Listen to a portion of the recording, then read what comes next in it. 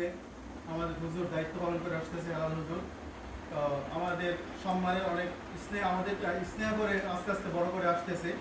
তো আমি হুজুরকে প্রথমেই আমাদের সোহাদা কারবালার স্মরণে সামান্য একটু সময় আলোচনা করার জন্য বিনীতভাবে আমি অনুরোধ করছি।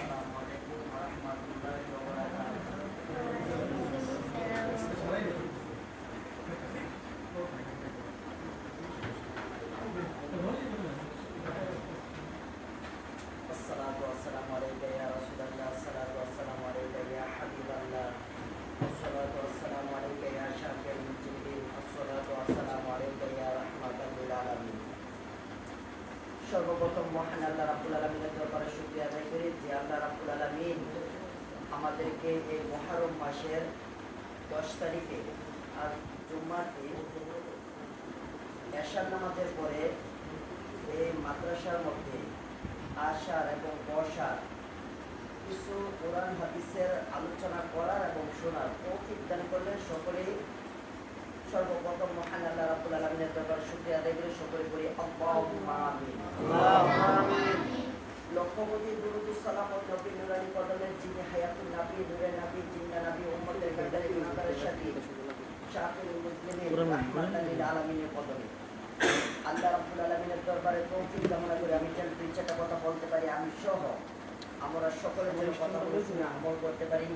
আল্লাহ যেন আমাদের সবাইকে তৌফিক দান করে। সকলে সম্মানিত মুসলমান ভাইয়েরা, এইটা হলো মুহররম মাস। এইটা হলো মুহররম মাস। এই মুহররম মাসের 10 তারিখে রাসূলের কলিজার পুত্রা আদরের নাতি হুসাইন কারবালার ময়দানের মধ্যে শহীদ হয়েছে। এখন আমরা রাসূলকে ভালোবাসি, মুখে বললে চলবে না। হুসাইনকে ভালোবাসি, মুখে বললে চলবে না। হাসাইনকে ভালোবাসি, মুখে বললে চলবে না। আমাদের কাজে এবং কর্মে এগুলোকে প্রকাশ করতে হবে। আপনি দাবি করেন মুসলমান, আপনার মুখের মধ্যে দাঁড়িয়ে নেবেন। আপনি দাবি করেন মুসলমান, আপনার নবীর সুন্নত পাঞ্জাবি নাই, টুপি নাই। আপনি দাবি করেন মুসলমান, আপনি নামাজ পড়েন না। আপনি দাবি করেন মুসলমান, আপনি সুদ এবং ঘুষের সাথে জড়িত। আপনি দাবি করেন মুসলমান, আপনি হালাল ছেড়ে দিয়ে হারামের সাথে জড়িত। এখন বলেন, এই দাবি করাটা কোনো লাভ হবে না? কোনো লাভ হবে না? লাভ হবে না। আপনি বিশাল বড় যদি মুফতি এবং আলেম হন, যদি আপনার আমলের মধ্যে বিন্দু পরিমাণ নেক না থাকে, আপনি মুফতি এবং মুফাসসির হইলেও কোরআন হাফেজ হইলেও জান্নাতে যাওয়া সম্ভব না। আর একজন সাধারণ মানুষ যদিও হয়, সে যদি মনে করেন মুফতিও না, হাফেজও না, আলেমও না, সে যদি আমল করে, তাহলে সে আমলের বিনিময়ে জান্নাতে যাওয়া সম্ভব আছে। কথা বলেন ঠিক কিনা? আমাদেরকে আমল করতে হবে। আমি সুন্নি দাবি করলে চলবে না, আমার মধ্যে সুন্নত ভাবে ঢুকাইতে হবে। আমার মধ্যে নবীর সুন্নত ঢুকাইতে হবে।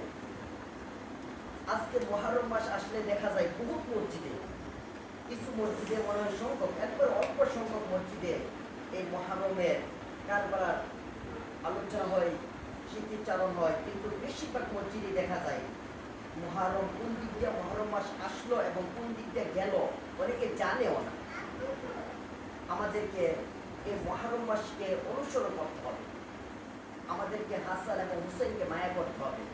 হাদিস শরীফের মধ্যে আছে, যারা নাকি হুসাইনকে মায়া করবে, মহাব্বত করবে, যারা নাকি মুহররম মাসকে অনুসরণ করবে, এই মুহররমের 10 তারিখকে অনুসরণ করে, হুসাইনকে মায়া করে, মহাব্বত করে মিলাদ মাহফিলের ব্যবস্থা করলো বা এই কারবালার কথা কিছু শুনলো এবং আলোচনা করলো, কাল কিয়ামতের ময়দানে তাদেরকে না নিয়ে হুসাইনের জান্নাতের মধ্যে যাবে না। এখন আপনি যদি হুসাইনকে ভালোবাসেন, হুসাইনকে মায়া করেন, হুসাইনকে মহাব্বত করেন, তাহলে হুসাইন আপনাকে নিয়ে জান্নাতের মধ্যে যাবে। রাসূলকে যদি ভালোবাসেন, রাসূলকে যদি মায়া করেন, রাসূলকে যদি মহাব্বত করেন, রাসূল আপনাকে না নিয়ে জান্নাতের মধ্যে যাবে না। কাল কিয়ামতের ময়দানে রাসূল যখন, হাসরের ময়দানে রাসূল যখন উঠবেন, তখন আরশে আজিমের নিচে সাজদার মধ্যে পড়ে থাকবেন, তখন উম্মতগুলা বিভিন্ন আদম আলাইহিস সালাম থেকে ধরে একে এক করে এক এক নবীর কাছে যাবে, সর্বশেষ আমার নবী আপনার নবীর কাছে যাইবেন। যাওয়ার পরে তিনি সেজদাতে মাথা উঠাইবেন, উঠে বলবেন তোমরা কেন আসছো? বলবে যে আল্লাহর কাছে আমাদের জন্য একটু ফরিয়াদ করেন, আল্লাহর জন্য আমাদের কাছে একটু দোয়া করেন যে এই হাসরের মাঠ কঠিন ময়দান আমরা সহ্য করতে পারছি কিনা, আল্লাহ যেন আমাদের হিসাবটাকে একটু সহজ করে দেয়, আমাদেরকে যেন আল্লাহ হিসাবটা নিয়ে জান্নাতি হলে জান্নাতি, জাহান্নামী হলে জাহান্নামের মধ্যে দিয়ে দিই। তখন রাসূল সাজদার মধ্যে পড়ে আল্লাহর কাছে বলবেন হে আল্লাহ আমার উম্মতগুলোকে তুমি মাফ করে দাও। আল্লাহ রাব্বুল আলামিন ওই দিন বলবেন হে হাবিব এইটা হলো হাসরের ময়দান, দুনিয়ার ময়দান না। আপনি দুনিয়ার মধ্যে অনেক কাজ টানছেন, দুনিয়ার মধ্যে তায়েফের ময়দানের মধ্যে গিয়ে রক্ত জড়াইছেন, আপনি দুনিয়ার মধ্যে ইসলামের জন্য বহুত কষ্ট করছেন। এইটা হাসরের ময়দান, এখানে আপনার কাঁদতে হবে না। এইটা হাসরের ময়দান, এখানে মধ্যে আপনাকে চিন্তিত হবে না। আজকে আমি আল্লাহর কাছে আপনি যা চাইবেন আমি তাই দিব, আপনি যা বলবেন আমি তাই শুনবো। আপনার গুনাহগার উম্মত যাদের অন্তরের মধ্যে বিন্দু পরিমাণ বালুর কণার পরিমাণ ঈমান আছে, আপনি তাদেরকে বেছে বেছে নিয়ে জান্নাতের মধ্যে চলে যান। বলুন সুবহানাল্লাহ। এখন রাসূল ওই সুপারিশটা কার জন্য করবে? রাসূলকে যদি আপনি ভালো না বাসেন, রাসূলকে ভালো না বাসলে সুপারিশ করবে না।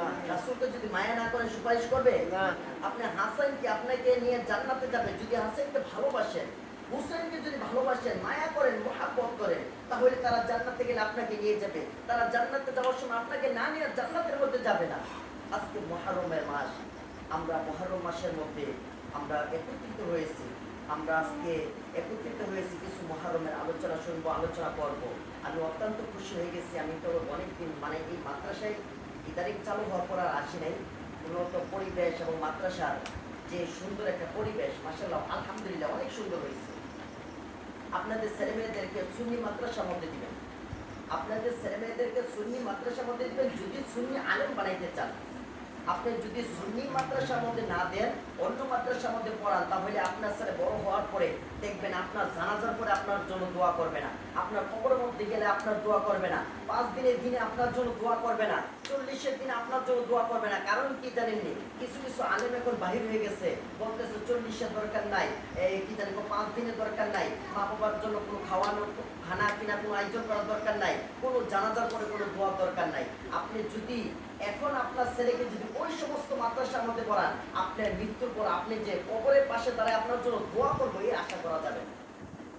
আপনি যদি মৃত্যুর পর একটু দোয়ার আশা করতে চান, তাহলে আপনাদের সন্তানকে আপনারা কি করতে হবে? সুন্নি মাদ্রাসার মধ্যে দিতে হবে।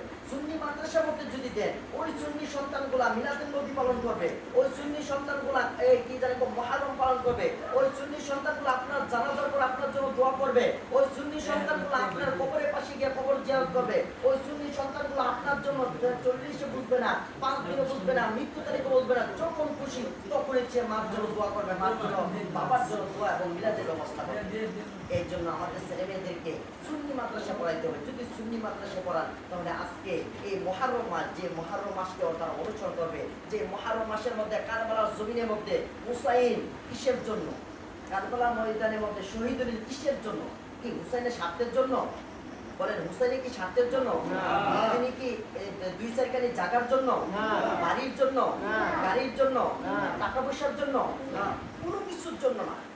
শুধু একমাত্র হকের কথা বলার কারণে, শুধু কোরআনের কথা বলার কারণে, শুধু তার নানার পক্ষে থাকার কারণে, শুধু একমাত্র ইহুদিদেরকে না মানার কারণে, যদি তিনি তাদের পক্ষে চলে যাইতেন, যদি উনি তাদের কথাগুলো শুনতেন, আজকে তাকে কারবালা ময়দানের মধ্যে শহীদ হইতে হইত। এর জন্য ভাইরা আমার, আমাদেরকে ওই মুহররম মাসকে অনুসরণ করতে হবে। মুহররম মাসকে আমাদেরকে মায়া করতে হবে। যে হুসাইন নিজের শরীরে রক্ত দিয়া বুঝাই গেছে যে আমি শরীরে রক্ত দিয়ে আমি শহীদ হয়ে গেলাম, তারপর কাফের বেঈমানদের সাথে আমি আপোষ করি নাই। কিসের জন্য? ইসলামের জন্য। ইসলাম কোনো কাফের বেঈমানদের সাথে কোনো আপোষ করা যাবে না। হুসাইন দেখেন, যেদিন এই আজকে আমরা অনেক ভাগ্যবান, হুসাইনের যেদিন শহীদ হইল ওই দিন মাসটা ছিল মুহররম মাস, এবং মুহররমের 10 তারিখ দিনটা ছিল জুম্মার দিন।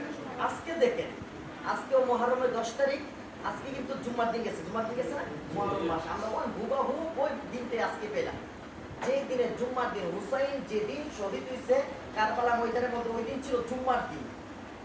হুসাইনের গলার মধ্যে যখন সীমার বুকের মধ্যে চেপে ধরে বসে গলার মধ্যে ছুরি চালাবে, তখন হুসাইন বলছে, হে সীমার, আমাকে একটুকু সময় দাও, আমি 2 রাকাত নামাজ আদায় করবো। কি আদায় করবো? 2 রাকাত নামাজ আদায় করবো। সীমার বলতেছে, না তুমি এখন আমি যদি ছেড়ে দিই, তুমি উঠার পর আবার আমার সাথে যুদ্ধ করবা। না, আমি তোমার সাথে যুদ্ধ লিপ্ত হব না।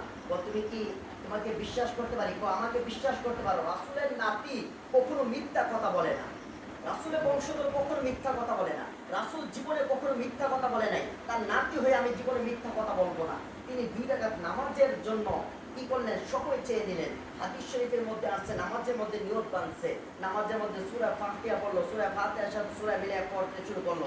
2 রাকাত নামাজ পড়তে পড়তে 70 থেকে 72টা তীর তার শরীরের মধ্যে আইসা লাগলো।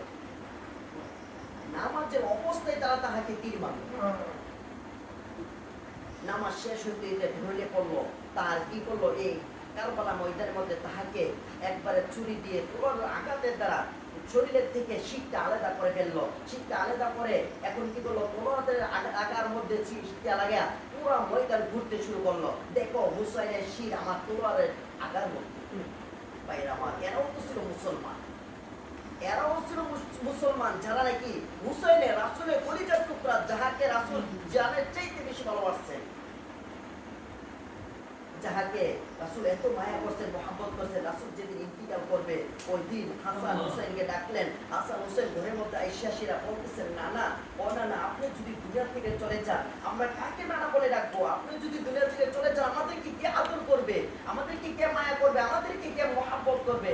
না না, আমার মায়ের ঘরের মধ্যে যেদিন চুলার মধ্যে কোনো আগুন জ্বলতো না, ঘরের পাতিলের মধ্যে যখন খাবার থাকতো না, আমরা যখন ক্ষুধার্ত ছিলাম 2 থেকে 3 দিন, আমার মা বাবা যখন আপনার দরবারের মধ্যে নিয়ে আসতো, না না, আপনার সুন্দর চেহারার দিকে তাকাইলে আমাদের 3-4 দিনের ক্ষুধার পেট ক্ষুধা নিবারণ হয়ে যেত, আমাদের পেটগুলো ভরে যেত। না না, আপনি যদি চলে যান, এখানে মধ্যে আমরা খান মদিনার মধ্যে কাকে মক্কার মধ্যে নানা বলে ডাকবো? আমরা কাকে নানা বলে ডাকবো? এই নাতি হাসাইন হুসাইন, এত আদরের নাতি, এত ভালোবাসার মানুষগুলাকে আজকে কারবালা ময়দানের মধ্যে আমরা মুসলমানের তাদেরকে শহীদ করছি। মুসলমানের মধ্যে সবচেয়ে খারাপ মুসলমান হলো যারা মুনাফিকি করে। আপনি ইসলামের মধ্যে কাফের কাফের, ইহুদি, নাসারা, বৌদ্ধ, খ্রিস্টান, মুসলমান ইসলামের এত ক্ষতি করে নাই, মুনাফিকগুলো ইসলামের যত ক্ষতি করছে। মুনাফিক সবচেয়ে বেশি ক্ষতি করছে। তারা এখানে বসে আপনার আমার পক্ষে কথা বলবে, এখান থেকে বাহির হওয়ার পরই আপনার আমার বিপক্ষে কথা শুনবে, এখনো করতেছে। এটা কেমন পর্যন্ত থাকবে? তো এই জন্য বাহির আমার, আমাদেরকে স্মরণ করতে হবে, এই মুহররম মাসকে পরিসর করতে হবে। আপনি মুহররম মাসে রোজা রাখেন, আপনি মুহররম মাসে নফল নামাজ পড়েন, মুহররম মাসে ঘরের মধ্যে একটু মিলাদের ব্যবস্থা করেন, মুহররম মাসে হুসাইনকে স্মরণ করেন, যে হুসাইন কারবালা ময়দানের মধ্যে শহীদ হইল, এই হুসাইনকে শহীদ স্মরণ করেন, হাসাইনকে স্মরণ করেন, যে মুহররম মাসে হাসাইন শহীদ হইল। যে এই মুহররম মাসে শুধু হাসান এবং হুসাইন না, হাদিস শরীফের মধ্যে আছে, আপনারা অনেকেই জানেন, বাবা আদম আলাইহিস সালাম এবং হাওয়াকে যখন আল্লাহ সৃষ্টি করে জান্নাতের মধ্যে রাখলেন, জান্নাতে রাখার পর আল্লাহ বলেছিল, হে আদম এবং হাওয়া, ওই যে গাছটা দেখতেছো, ওই গাছটার কাছে যাও না, ওই গাছটার ফলও তোমরা খাও না। যদি ওই গাছটার মধ্যে যাও, গাছটার ফল খাও, তোমরা জাহান্নামী হয়ে যাইবা। আল্লাহর কুদরত বোঝা যায় না, তারা শয়তানের ধোঁকা পড়ে, আমি সংক্ষিপ্ত বলে ফেলছি, শয়তানের ধোঁকা পড়ে তারা ওই গাছটার মধ্যে যাইয়া ফলও খাইলো। ফল খাওয়ার বিনিময়ে আল্লাহ তাদেরকে জাহান্নামী বানাইয়া তাদেরকে কি করলেন? দুনিয়ার মধ্যে পাঠিয়ে দিলেন। দুনিয়ার মধ্যে 2 জনকে 2 দেশে পাঠাইলেন। ওই 2 জনকে 2 দেশে পাঠানোর পরে যে দিন তারা আরাফাতের ময়দানের মধ্যে একত্রিত হইলেন, ওই দিনটাই, ওই মাসটা ছিল মুহররম মাস, ওই দিনটা ছিল মুহররমের 10 তারিখ, ওই দিনটা ছিল শুক্রবার, জুম্মার দিন। কন্যা সুবহানাল্লাহ। আরাফাতের ময়দানের মধ্যে আল্লাহ রাব্বুল আলামিন তাদেরকে এই মুহররম মাসের মধ্যে একত্রিত করলেন। একত্রিত করে তাদেরকে আল্লাহ রাব্বুল আলামিন ক্ষমা করে দিয়েছিলেন। কেন ক্ষমা করছিলেন? আদম আলাইহিস সালাম ওই শেষ পর্যায়ে একটা দোয়া করছিলেন, আল্লাহ, আমি আপনার কাছে মুহাম্মদ সাল্লাল্লাহু আলাইহি ওয়াসাল্লামের দোহাই দিয়ে আপনার কাছে দোয়া করতেছি, আপনি আমার দোয়া কবুল করেন, আমাদেরকে মাফ করেন। আল্লাহ রাব্বুল আলামিন ওই দিন বলেছিল, হে আদম, তুমি এই মুহাম্মদের নামটা কোথায় পাইলা? তখন আদম আলাইহিস সালাম বলেছিল, আল্লাহ, আমাকে সৃষ্টি করার পরে যখন আমি আরশে আজিমের দিকে তাকাইলাম, তখন দেখলাম আপনার নামের সাথে লা ইলাহা ইল্লাল্লাহু মুহাম্মাদুর রাসূলুল্লাহ সাল্লাল্লাহু আলাইহি ওয়াসাল্লাম একটা নাম লেখা আছে। আমি চিন্তা করলাম, যে নামটা আপনার নামের সাথে লেখা আছে, এই নামটা কোনো সাধারণ মানুষের নাম না, অবশ্যই এটা আপনার বন্ধুর নাম, অবশ্যই এই মানুষটাকে আপনি মায়া করেন, অবশ্যই অবশ্যই মানুষটাকে আপনি ভালোবাসেন, অবশ্যই মানুষটাকে আপনি মহাব্বত করেন। আল্লাহ ওই নামের ক্ষেত্রে আমাকে তুমি মাফ করে দাও। আল্লাহ ওই দিন বলেছিল, হে আদম, এই নামের দোহাই দিয়ে যদি তুমি আরো আগে আমার কাছে দোয়া চাইতা, 300 থেকে মতান্তরে 350 বছর তোমাদেরকে কানতে হইতো না, তোমাদেরকে আরো আগে আমি আল্লাহ মাফ করে দিলাম। এবং একজন মানুষের নাম দিয়া, আমার বন্ধুর নাম দিয়ে তুমি যেহেতু আজকে দোয়া করলা, আমি তোমার দোয়া কবুল করে নিলাম, তোমাকে মাফ করে দিলাম। যেদিন তাদেরকে মাফ করেছিল, তাদেরকে একত্রিত করেছিল, ওই মাসটাই ছিল মুহররম মাস, ওই মাসটাই ছিল মুহররমের 10 তারিখ, ওই মাসটাই ছিল জুম্মার দিন। ভাইরা আমার, মুহররম মাসে অসংখ্য অগণিত ঘটনা আছে। মুহররম মাসে আমরা এইগুলো বলবো না, সময় সংকীর্ণ। আমার করে আরো মানে আলেম আছে, তারা অনেক সুন্দর কথা বলবে। আমি এই কথাই বলবো, আপনাদের ছেলেমেয়েদেরকে একটা সুন্নি মাদ্রাসায় মধ্যে দিন, আর যাতে আপনার ছেলেটা ওই মুহররম মাসকে অনুসরণ করে, ওই মুহররম মাসে নফল রোজা রাখে, মুহররম মাসের মধ্যে কি জানি নফল নামাজ পড়ে, মুহররম মাসে তারা মুহররমের 10 তারিখ বা ঘরের মধ্যে হোক বা যেখানেই হোক একটা মিলাদের ব্যবস্থা করে, ওই মুহররম মাসকে অনুসরণ করে এবং হাসান হুসেনকে যেন অনুসরণ করে। আমরা যেন হাসান হুসেনকে অনুসরণ করতে পারি, আমরা যেন মুহররম মাসকে যত জীবন বেঁচে থাকবো এই মুহররম মাসকে যেন স্মরণ করে, হাসান হুসেনকে যেন ভালোবাসে, রাসূলকে যেন ভালোবাসে, কুরআন এবং হাদিসকে যেন অনুসরণ করে আমাদের জীবন যাপন করতে পারি। আল্লাহ যেন আমাদের সবাইকে পবিত্র করে সকলে করে আমিন। আমার কথাগুলো এখানে সমাপ্তি করলাম। আমার কথা যদি ভুল হয়ে থাকে বা কারো মনে কষ্ট পেয়ে থাকেন, আল্লাহ রাস্তা ক্ষমা করবেন। এই বলে আমার আলোচনা এখানে সমাপ্তি করলাম। ও আখির দিন আলহামদুলিল্লাহি রাব্বিল আলামিন। আসসালামু আলাইকুম ওয়া রাহমাতুল্লাহি ওয়া বারাকাতুহু।